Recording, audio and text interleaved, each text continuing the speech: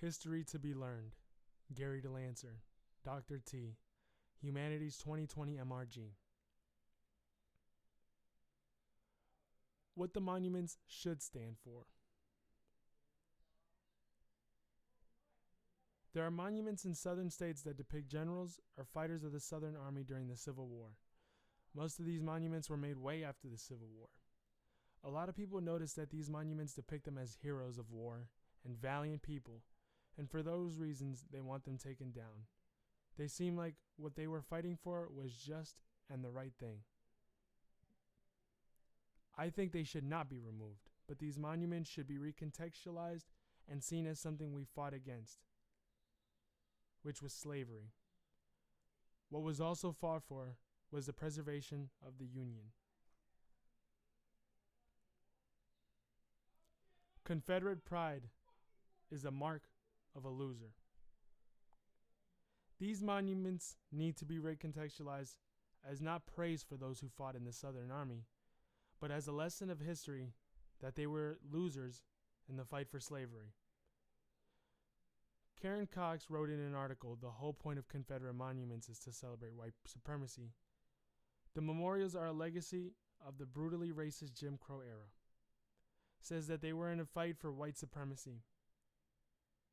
As human beings who realized they were wrong in their ideals, when we walk by these monuments and these statues of Confederate warfighters,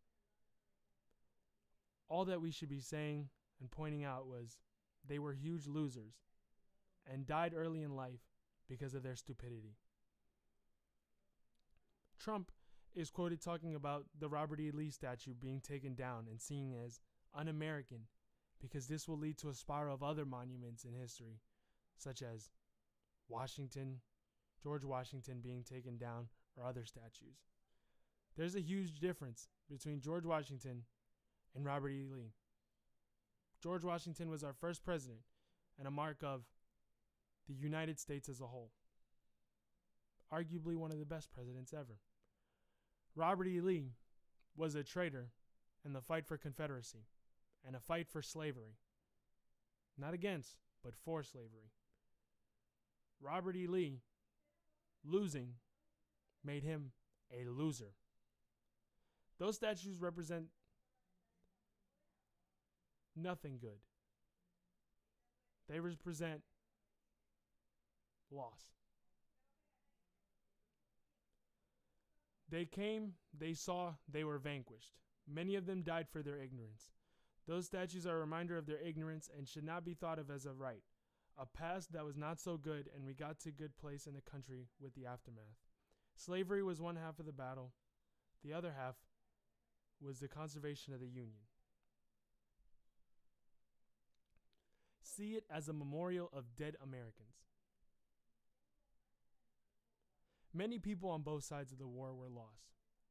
This was the only war on American soil, and most deaths from Americans in all wars. This was fought in the understanding that at the end of this, we would get a whole nation again. Kathleen Tipler and Tyler Johnson wrote in their analysis, 93% of Confederate monuments are still standing. And here's why. In the article, they speak about the facts on the monuments and their existence. Most monuments are on private property, and that is a reason why they cannot be removed. For that, government can't take away someone's property, since it possesses no threat and has no significant hatred as it is. They are seen as just war fighters from America's soil and are not considered hate enough. Remember, Abraham Lincoln didn't fight for the freedom of slavery necessarily. He fought for the Union of the USA, and in the North winning, eventually slavery was abolished.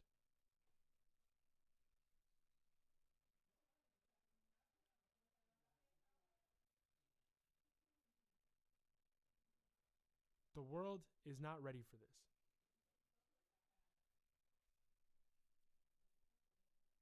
Whether they get removed or not in our lifetimes, once mind states completely shift into peace for all people and equality, we might as well just see them in a new light. For those men who were marbleized are just losers in fighting for slavery. Losers to the North who were winners in a battle for the conservation of the Union. What they should remember it as are losers. In the end, they were humans who died on American soil for a battle for America. Just see them as a memorial to the testament of American loss.